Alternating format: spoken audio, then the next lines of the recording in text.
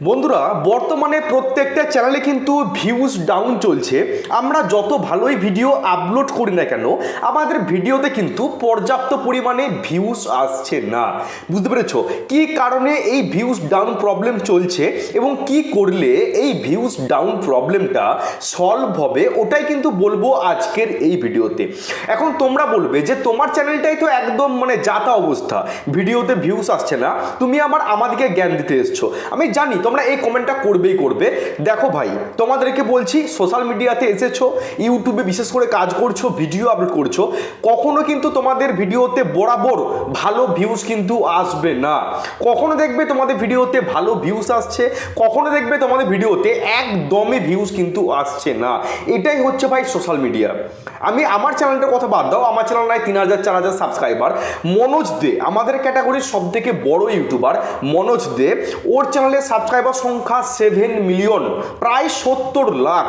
কালকে একটা video upload করেছে, সেই ভিডিওতে একদম ভাই যাতা অবস্থা, 30,000ও কিন্তু ভিউজ আসেনি। তোমরা গিয়ে দেখে আসতে পারো।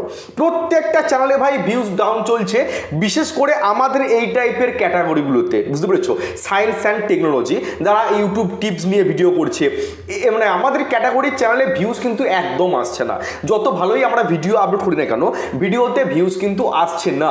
তো এই কি কারণে ভিডিওতে ভিউজ আসছে না আর কি করলে এটা সলভ হবে সবটাই কিন্তু জানতে পারবে আজকের এই ভিডিওতে। তাই সমস্ত ভিডিওটা বা সম্পূর্ণ ভিডিওটা মনোযোগ সহকারে দেখবে, কারণ গরমের মধ্যে ঘেমে নিয়ে কিন্তু আমি ভিডিও বানাচ্ছি শুধুমাত্র তোমাদের জন্য, কিন্তু ভিডিওটা বানাচ্ছি। বুঝতে পেরেছো, তাই সম্পূর্ণ ভিডিওটা দেখবে। আর ভিডিওটা যদি ভালো লাগে, একটাই রিকোয়েস্ট ভাই, এর থেকে বেশি কিছু চাই না তোমাদের কাছ থেকে। যদি ভিডিওটা ভালো লাগে প্লিজ চ্যানেলটাকে সাবস্ক্রাইব করো, ভিডিওতে একটা বিগ লাইক করো। দেখো, প্রথম নাম্বার যে কারণটা বলবো, ঠিক আছে, আমি 4টে কারণ বলবো, 4টে কারণ।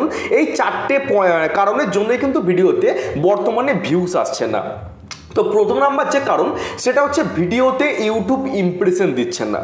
বুঝতে পেরেছো, আমরা যত ভালোই ভিডিও আপলোড করি না কেন, বানাই না কেন, আমাদের ভিডিওতে ইউটিউব ইমপ্রেশন দিচ্ছে না। ওই জন্য কিন্তু ভিডিওতে ভিউজ আসতে চাইছে না। আমি যত ভালোই ভিডিও বানাচ্ছি না কেন ইউটিউব সে ভিডিওটাকে মানুষের কাছে তুলে ধরছে না, মানুষের কাছে পৌঁছে দিচ্ছে না। ওই জন্য ভিডিওতে কিন্তু ভিউজ আসছে না। প্রত্যেকটা ইউটিউবারের সাথে কিন্তু এই ঘটনাটাই ঘটছে। যতই ভালো ভিডিও আপলোড করা হচ্ছে কেন, হয় না কেন, সে ভিডিওতে ইমপ্রেশন দিচ্ছে না, ফলে ভিডিওতে ভিউজ নেই। বুঝতে পেরেছো, ওই 10টা 20টা কারোর চ্যানেলে দেখবে 1000-2000 ভিউজ। বুঝতে পেরেছো, আর যাদের চ্যানেলগুলো একদম বড় বড় চ্যানেল, তাদের চ্যানেল হয়তো 17,000, 18,000, 20,000 ভিউজ এসে আটকে যাচ্ছে। সে ভিডিওতে আর ভিউজ আসছে না ভাই, কারণ ভিডিওতে ইউটিউব ইমপ্রেশন দিচ্ছে না। দ্বিতীয় নাম্বার যে কারণ সেটা হচ্ছে এক্সাম। বর্তমানে এখন তোমার এক্সাম চলছে, প্রত্যেকটা ছেলে মেয়ে কিন্তু পরীক্ষাতে ব্যস্ত। বুঝতে পেরেছো, তাদের মা কি বাবা তাদের হাতে ফোন দিচ্ছে না। আর তোমরা এখন জানো যে বিশেষ করে বাচ্চা ছেলেরা সোশ্যাল মিডিয়াতে বেশি করে কিন্তু অ্যাক্টিভ থাকে। বুঝতে পেরেছো, বাচ্চা ছেলে যারা, তারা কিন্তু সোশ্যাল মিডিয়াতে অ্যাক্টিভ থাকে, একদম বাচ্চা, এবং যাদের এক্সাম চলছে ক্লাস 12-এর, এবং বয়স্ক মানুষ, প্রত্যেকে কিন্তু ভাই সোশ্যাল মিডিয়াতে ব্যস্ত। তো তাদের পড়াশোনা করানোর জন্য তাদের বাবা মারাও কিন্তু সেরকমভাবে ফোন ঘাঁটছে না, তাদের হাতে ফোন দিচ্ছে না। সেই জন্য কিন্তু বর্তমানে ভিউজ ডাউন চলছে, যেটা আমার পার্সোনাল মনে হয়, এক্সামের জন্য। বুঝতে পেরেছো, এক্সাম চলছে বলেই কিন্তু ভিডিওতে তুলনামূলক ভিডিওতে ভিউজ আসছে না আর ইমপ্রেশন তো দিচ্ছে না। তাহলে দুটো পয়েন্ট জানতে পারলে। তৃতীয় নম্বর যে পয়েন্টটা বলবো, এটা হচ্ছে খুবই ইম্পর্টেন্ট একটা জিনিস ভাই। ইউটিউবের একটা সিস্টেম আছে যেটা হচ্ছে অটো ডাবিং আপডেট। এটা না দেখালে তোমরা বুঝতে পারবে না। প্রথমে পয়েন্টটা শুনাও, আমি ভিডিওর শেষে তোমাদের সেটিংটা কিভাবে অফ করতে হয় সেটাও দেখিয়ে দেবো। অটো ডাবিং সিস্টেম আমরা ধরো আমি যে বাংলাতে ভিডিও করছি, এই বাংলাতে ভিডিওটা যখন আমি আপলোড করছি তোমার ইউটিউবে, অটোমেটিক যখন আমার অডিয়েন্সরা দেখছে বা আমার সাবস্ক্রাইবাররা ভিডিওটা তখন প্লে করছে, অটোমেটিক সেটা কিন্তু ইংলিশে প্লে হয়ে যাচ্ছে, ইংলিশে। বুঝতে পেরেছো, আর ইংলিশে ভিডিওটা প্লে হলে কিন্তু অনেক মানুষ বুঝতে পারবে না, অনেকে কি, আমি নিজেই বুঝতে পারি না। বুঝতে পেরেছো, আমি স্কিপ করে চলে যাচ্ছি, সে ভিডিওটা আমি আর দেখছি না। যত ভালোই ভিডিও করি না কেন সে ভিডিওটা কিন্তু মানুষ স্কিপ করে চলে যাচ্ছে, এই অটো ডাবিং সিস্টেমটা অন থাকার জন্য। তো এটা কিন্তু অফ করতে হবে। বুঝতে পেরেছো, এটা কিন্তু প্রত্যেকেরই কিন্তু অন হয়ে রয়েছে। তো আজকে আমি দেখিয়ে দেবো, ভিডিও শেষে দেখিয়ে দেবো তোমরা কিভাবে এই অটো ডাবিং সিস্টেমটাকে অফ করবে। এটা অফ না করলে ভাই মারাত্মক ক্ষতি হচ্ছে। কিন্তু যতই ভালো ভিডিও আমরা বানাই না কেন সে ভিডিও ভিডিওটা অটোমেটিক ইংলিশে কিন্তু প্লে হয়ে যাচ্ছে, বুঝতে পেরেছো? আর আমরা ইংলিশ ভাই বুঝি না, আমি অল্প বিস্তর বুঝি, মানে আর অনেকে আছে যারা ইংলিশ একদমই বোঝে না, তারা ভিডিও কিন্তু দেখবে না, বুঝতে পেরেছো? অনেকে কমেন্ট করছে ভাই, আমি দেখতে পাচ্ছি, আমাকে না আদার্স ক্যাটাগরির ইউটিউবারকে, যে তোমার এই ভিডিওগুলো ইংলিশে প্লে হয়ে যাচ্ছে, তুমি ঠিক করো, বুঝতে পেরেছো? এরকম কমেন্ট করছে, কিন্তু আমরা কিছু বুঝতে পারছি না। তো কিভাবে এটাকে অফ করবে আমি কিন্তু এই ভিডিওতেই দেখিয়ে দেবো শেষকালে। এটা অফ না করলে তোমরা যতই ভালো ভিডিও করো না কেন, তোমাদের ভিডিওতে ভিউজ কিন্তু একদম আসবে না, বুঝতে পেরেছো? কারোর ভিডিওতে দেখবে 0 ভিউজ আসছে, 0 ভিউজ। তাই এটাকে কিন্তু অফ করতে হবে, আমি দেখিয়ে দেবো এই ভিডিওতেই, তোমাদের দেখিয়ে দেবো। 4 নাম্বার যে তোমার কারণের জন্য ভিউজ আসছে না, সেটা হচ্ছে তোমার অল্টার্ড কন্টেন্ট বলে একটা সেটিং আছে, এটাও কিন্তু আমি দেখিয়ে দেবো ভিডিও শেষে। অল্টার্ড কন্টেন্ট মানে তুমি যখন ভিডিওটাকে আপলোড করছো, আপলোড করার সময়তে এক জায়গাতে একটা সেটিং থাকবে, সেটার নাম হচ্ছে অল্টার্ড কন্টেন্ট। তো সেটাকে সেখানে ক্লিক করলে দুটো অপশন আসবে, একটা হচ্ছে ইয়েস, একটা হচ্ছে নো, ঠিক আছে? এটার কারণ কি না, যারা এআইকে দিয়ে ভিডিও করে, সম্পূর্ণ কাজ তারা এআইকে দিয়ে করছে, মানে ভিডিও ফুটেজ তারা এআইকে দিয়ে বানাচ্ছে, ভয়েস তারা এআইকে দিয়ে বানাচ্ছে, তাদের জন্য হচ্ছে ইয়েস। আর যারা আমার মতো গরমের মধ্যে ফ্যান অফ করে দিয়ে পরিশ্রম করে ঘেমে নিয়ে ভিডিও করে, তাদের জন্য কিন্তু নো অপশনটা। এবার অনেকে কি করছে, যারা নিজের ভিডিও করছে, নিজে মেহনত করে ভিডিও করছে, সেটাকে তারা ইয়েস করে দিয়ে বসে থাকছে, বুঝতে পেরেছো? অনেকে আবার না জানে নো করে দিয়ে বসে থাকছে। এই ভুলভাল করার কারণে কিন্তু তাদের ভিডিওতে ইউটিউব ইমপ্রেশন দিচ্ছে না, ভিডিওতে ভিউজ আসছে না, বুঝতে পেরেছো? এই 4টে কারণ বললাম। প্রথম নম্বর কারণ হচ্ছে ইমপ্রেশন, ভিডিওতে ইমপ্রেশন দিচ্ছে না। দ্বিতীয় নম্বর হচ্ছে এক্সাম, এখন 12-এর এক্সাম চলছে, ওই জন্য ভিউজ আসছে না। অনেকেই তোমার পড়াশোনাতে ব্যস্ত, মোবাইলটা তারা হাতে নিচ্ছে না, ভিউজ আসছে না।